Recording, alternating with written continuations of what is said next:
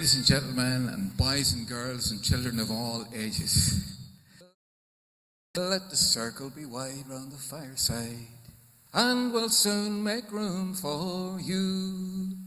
Let your heart have no fear, for there's no strangers here, just friends that you never knew. Shake the hand of the man from the far distant land, meet him and treat him well. And that young girl so fair, that's sitting over there, she's a whole way from Iran, and she's going to sing for us. Give her a big round of applause, please.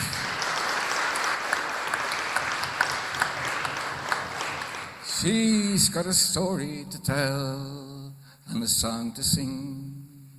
So let the circle be wide round the fireside, and we'll soon make room for you. Let your heart have no fear, for there's no strangers here, just friends that you never knew. There are songs to be sung, there are rafters to be rung, there is reason to rosin your bow. There are stories of old, and there's new ones to be told, for to carry away when you go. So let the circle be wide round the fireside, and we'll soon make room for you. Let your heart have no fear, for there's no strangers here, just friends that you never knew. Oh.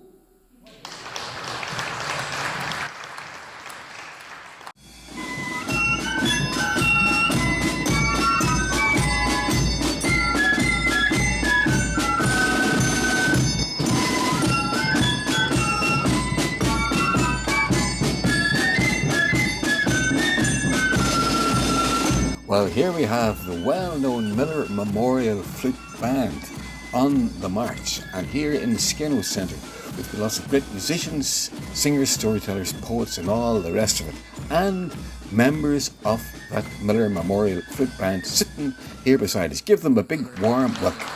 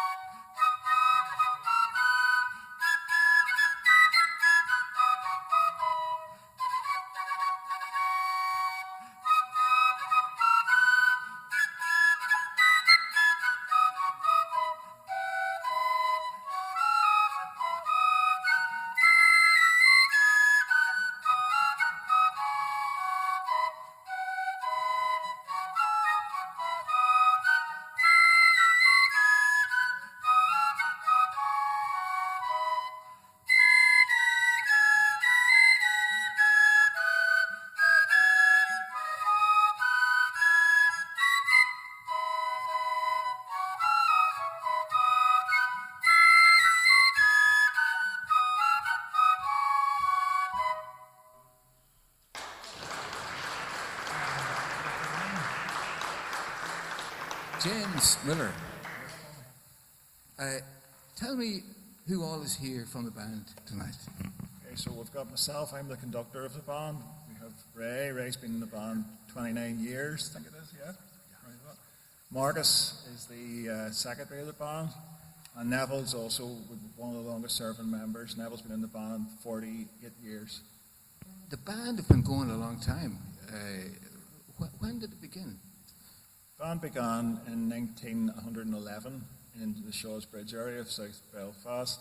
Originally we were called the Milltown Flute Band, And then John Miller was the first conductor and one of the founder members. And then in 1918, John unfortunately passed away with an illness believed to have been tuberculosis. So in his memory, the band renamed to the Miller Memorial Flute Band, and it's been like that ever since. So you've been playing all during the past 100 years, more than 100 years now. Yes, we're actually one of the very few bands in Belfast to have marched through the whole 100 years of Northern Ireland and beyond. And this time last year, we actually brought out a new book which highlights that fact. So yes, it's a very proud indeed to be on the go that long.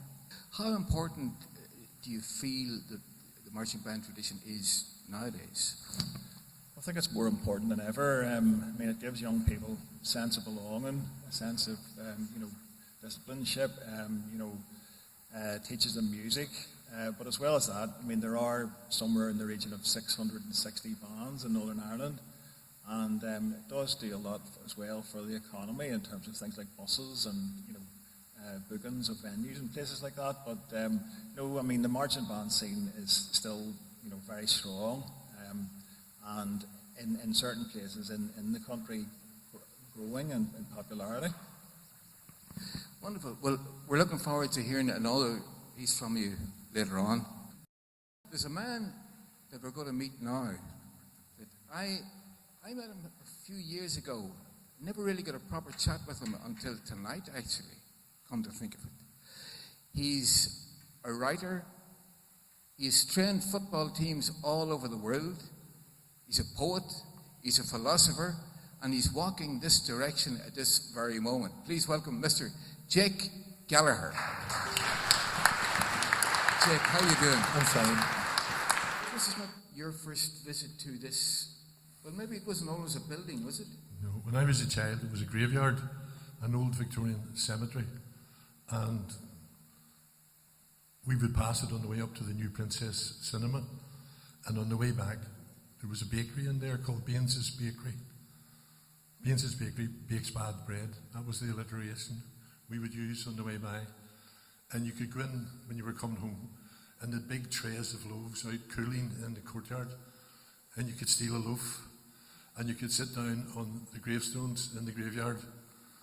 It was just here, big flat Victorian graves there were then. And sometimes somebody would put on a white sheet and run across the graves and pretend they were a ghost. And the drunks going home from the pubs believed the place was haunted. And so it was. But anyway, that's what this was when I was a child. And then there was a church built after the war, and it became the Methodist Church.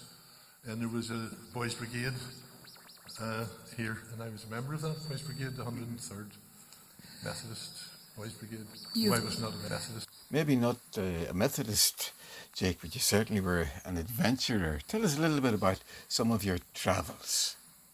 I was an instructor for FIFA, a coaching instructor and a technical advisor for FIFA in the matter of soccer coaching.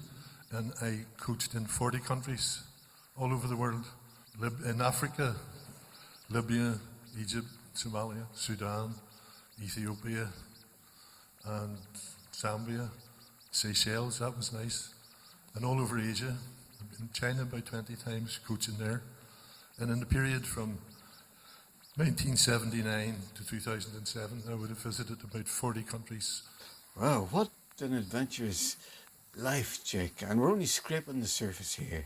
But you have a poem for us before you go. Maybe tell us about that. It's a tribute to the bands like Miller Memorial and Ballykeel, because when I was a child, Number 6 District would meet in Templemore Avenue and parade to the 12th. The bands would come with the lodges from the master's house, and then they would gather, Number 6 District would gather there and go to the field at Finicky Road North. It doesn't go to Finicky Road North now. But anyway, I wrote this poem because it reminded me of what it was like to stand there waiting for the bands to come. It's called Echoes of the 12th, and it's a tribute to Gertrude Starr Flute Band. The band playing in my dreams would be playing still when I awoke.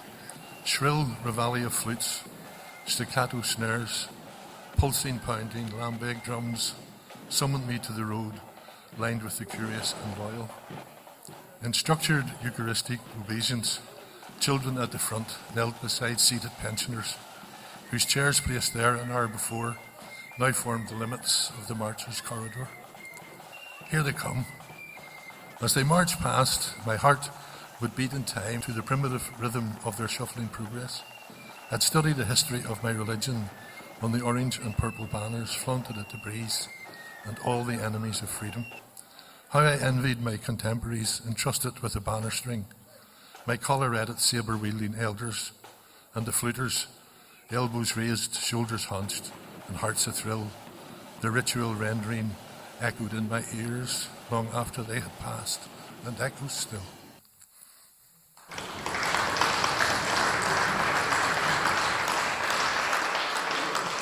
We're called An Choriste, or the Lochpenny, and Jackie and myself have been singing the last few years. We met at a folk festival in Scotland a few years ago, and she's been singing in my ear ever since. The mission of Wincher and show all the tourists. I'm a teacher here with the Tourists, the organisation based here, founded by Linda Irvine, and we do a few songs in Irish. We have a wee music group here, and out of that has sprung a few new songs and things. And this particular song is a Robbie Burns song in Irish with a wee bit of Scots at the end there to keep Jackie happy. So, and the thing about Robbie Burns is not many people know that he had connections here. He had a sister who lived in Dundalk, and is actually buried there. Not many people know that. And he's also said to have visited here on one occasion and landed in Donaghadee.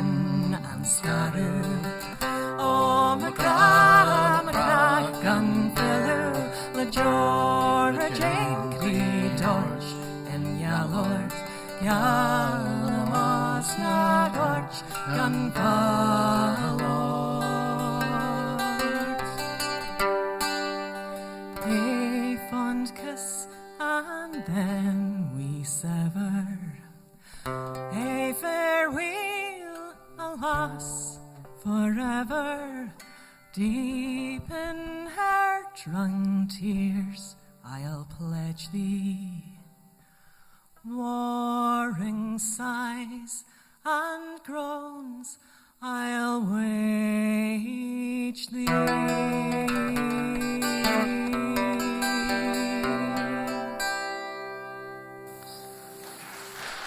A lovely version of Aethon Kiss from An Choristry. Not too sure if anyone remembers it or not. The late great Crawford Howard from East Belfast.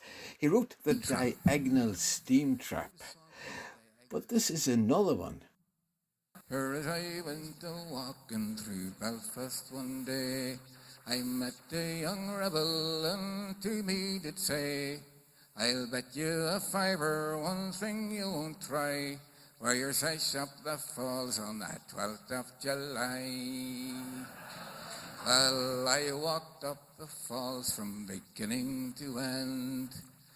With my sash on my back, I was treated like a friend. I collected my fiver and still did not stop. With my sash on my back and my coat on the top. Well, says I, young shaver, I'll give you my reply. You can have your cash back if three things you will try. Shout up the Republic and the border must go, and to hell with King Billy going down Sandy Road. As says he, sure that's easy, I'll do it today. And I prayed for his soul as he wandered away. He was back in an hour without the police, and to my surprise he was still in one piece. I give him his money and shook him by the hand. How did you do it? I don't understand. If you'd shouted those words, I'd have kicked you to death. Says he, sure I shouted them under my breath. So the moral of my story is plain to be seen. There's very brave fellows, both orange and green, be it St. Patrick's Day or the 12th of July. If you play with the head, you will always get by. Crawford Howard. Before you play, tell us a little bit about yourself and how did you make it the whole way from Iran to here? And Yes, tonight it's a pleasure. Thank you for caring about us, refugees and asylum seekers. As you see in the news these days, situation in Iran is really crazy. Since I came here, I found so many good friends, and it's my pleasure that at least I found a free space, somewhere that I can be free, wear what I want, think how I want to think, and it's crazy. It's not you have it for granted, but in Iran, if you're a woman, and if you want to think the way you want, if you want to wear what you want, you will be in trouble. It's not crazy, but it is. And it wasn't like that 40 years ago, and after revolution it happened. But there is a new revolution that is happening right now in Iran streets, and it is a revolution, and women, they are the leaders of this revolution. Since I arrived here, maybe you saw me in news somewhere, but I started to work with Beyond the Skin charity and Darren Ferguson, and I'm the guitar club teacher for asylum seekers in Ohio Music Center since I arrived, actually, and it's more than 1 year, I guess. I should say this, it's somehow a mashup, the way that I just add some songs together, and I want to play these songs for you. Hope you enjoy.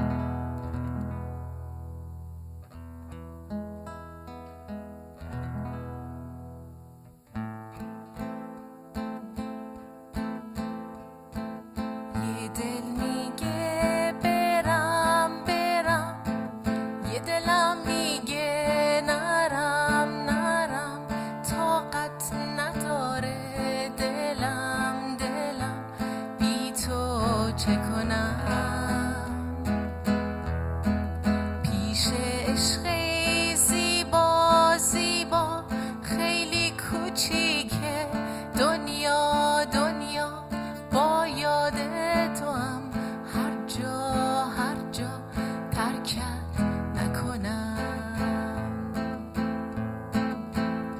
سلطان قلبم تو هستی دروازه های دلم را شکستی، پیمان یاری به قلبم تو بستی، با من پیوستی.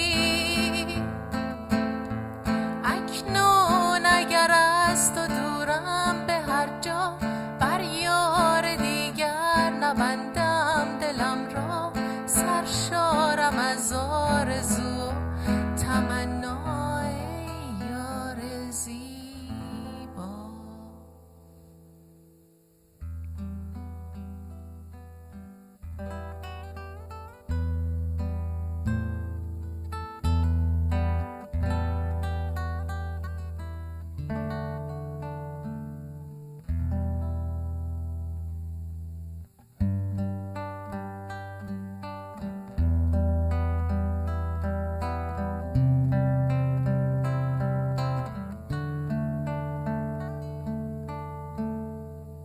You're the light, you're the night, you're the color of my blood.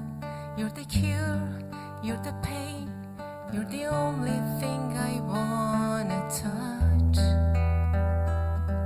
Never knew that it could mean so much, so much. You're the fear, I don't care, 'cause I've never been so high. Follow me to the dark, let me take you past the satellites. You can see the world you brought to life, to life. So love me like you do, la la, love me like you do. Love me like you do, la la, love me like you do. Touch me like you do, ta ta, touch me like you do. What are you waiting for?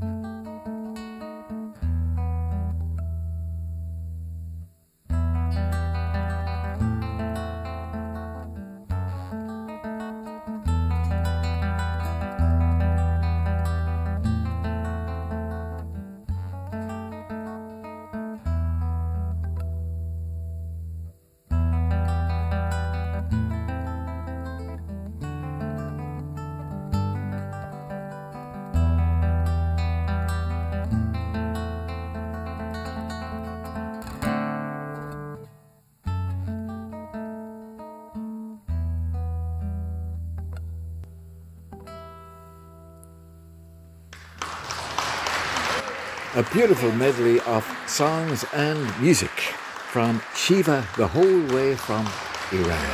And from right beside us here in East Belfast, Mr. Brian Irvine. This is called Her Majesty Titanic, okay? Thousands built her firm and true at Harland and Wolff. In Thompson's dock she grew, majestically, majestically. Belfast loved her with devotion, launched with cheers and glad emotion, sovereign queen of all the ocean, Her Majesty, Her Majesty. Sail away, from Queen's Island sail away, soon to meet that fateful day in the cold Atlantic Sea.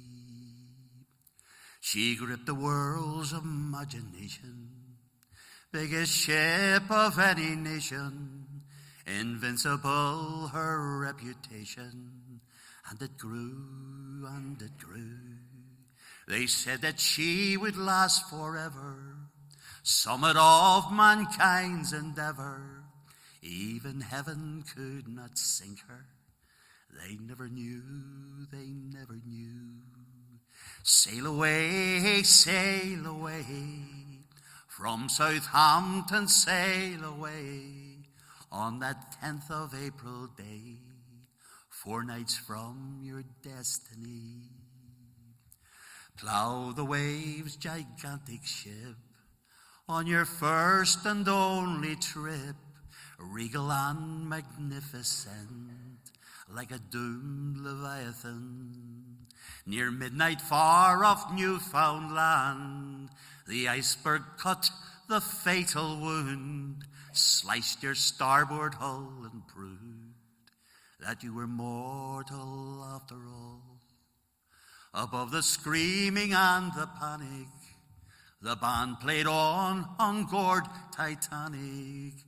Music drifted o'er the sea, nearer now, oh my God, to thee.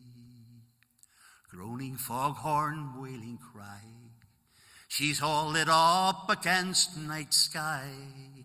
Took 2¼ hours to die, with slow stately dignity. Lifeboats scattered all around, White Star's queen dives slowly down. With 1,500 souls she drowned, forever lost in icy sea.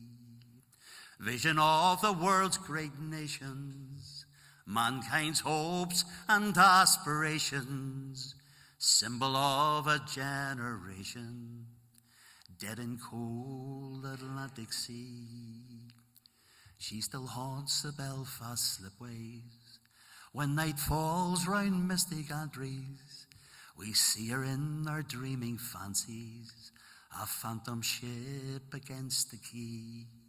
She glides away, still glides away, from Queen's Island glides away, underneath a spectral sky, a ghostly ship on ghostly sea. Remember her with deep devotion, recall with tears and sad emotion, sovereign queen of all the ocean, Her Majesty, Her Majesty. Sovereign tears and sad emotion, sovereign queen of all the ocean, Her Majesty, Her Majesty. Sovereign queen of all the ocean, Her Majesty, Her Majesty. Brian Irvine. And Brian, you have someone down at the door. Would you introduce him to us? Call upon young Matthew Wilson. He's only 18. He's a Queen student, a wonderful virtuoso. Go ahead, Matthew.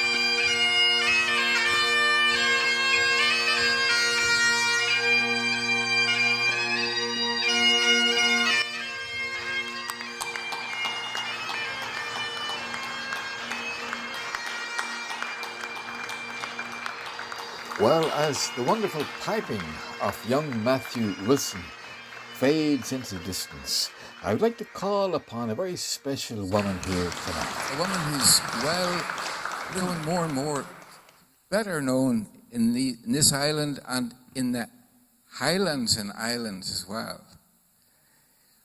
Please welcome Linda Irvine. Linda, I'm invited to meet up with you. And I know that this place where we are at the moment, this is where a lot of your work is done. Yes, I'm based in the Skinner Centre. How did your interest and wonderful interest in the Irish language begin? Well, it was an accident really. I lived behind the mission and I was part of a cross-community women's group.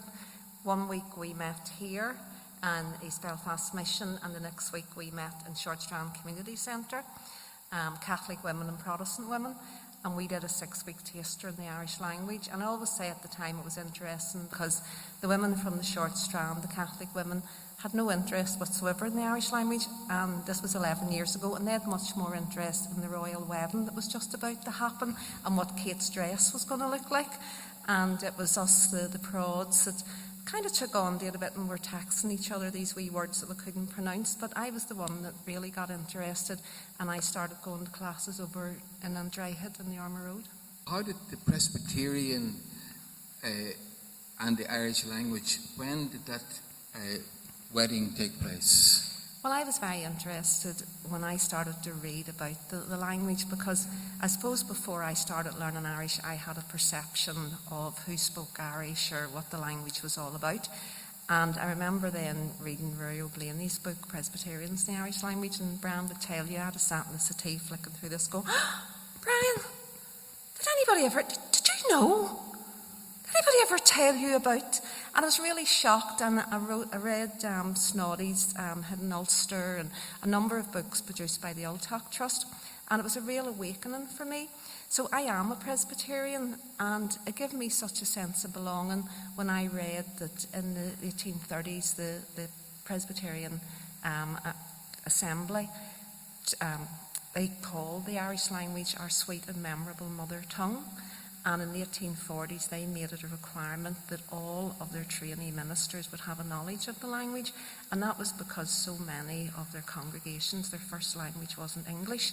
And if you look at the kind of early Presbyterian church, well, there's a lot of people who'd come over from Scotland, the majority who would have been Scots-speaking, but of course the Scots language is littered with Gaelic. But a good number of them were also Gaelic speakers. And then also in the early Presbyterian church, there's a lot of Irish names because a lot of them were converts. So, you know, we're a very complicated people. We're not just one thing or the other. We're a whole mixture. We come from all sorts of peoples and places, and we made here our home.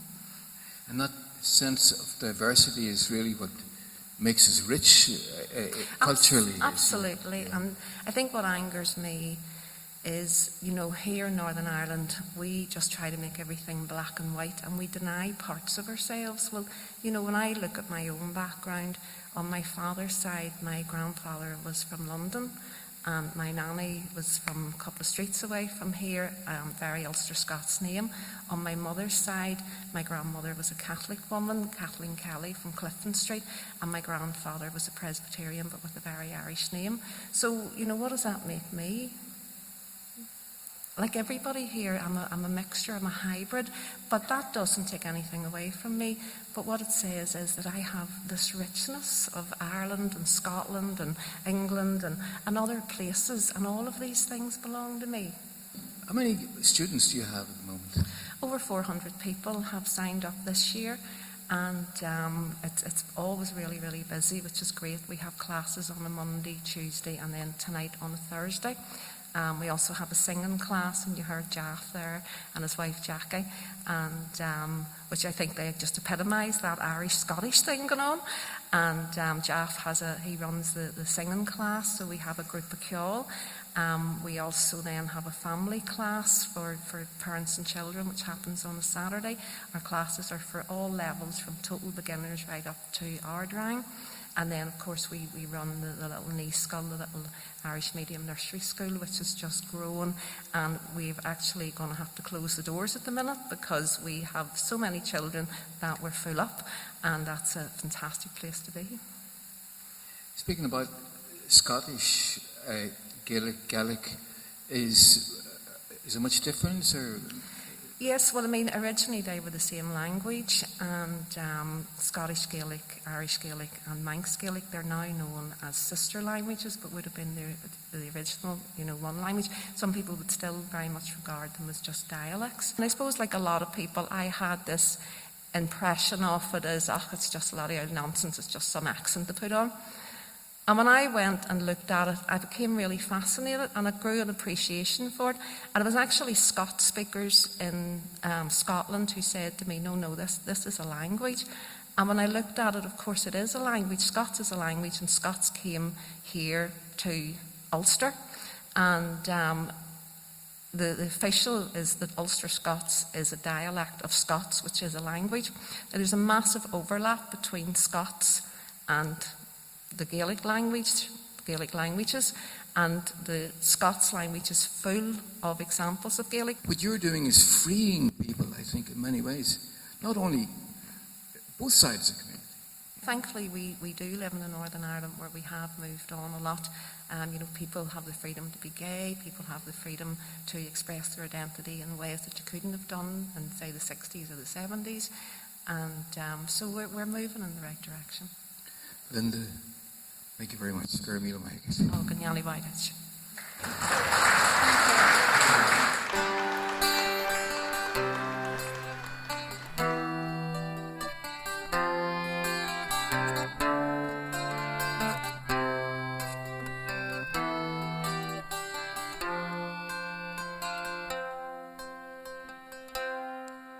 Is Jargarone, Sagari Holland shoot, is Yawan Lilla Narnyanton, is Svirlan and Tishka, Aruhan and Salain, Akasaya, Arun Jack,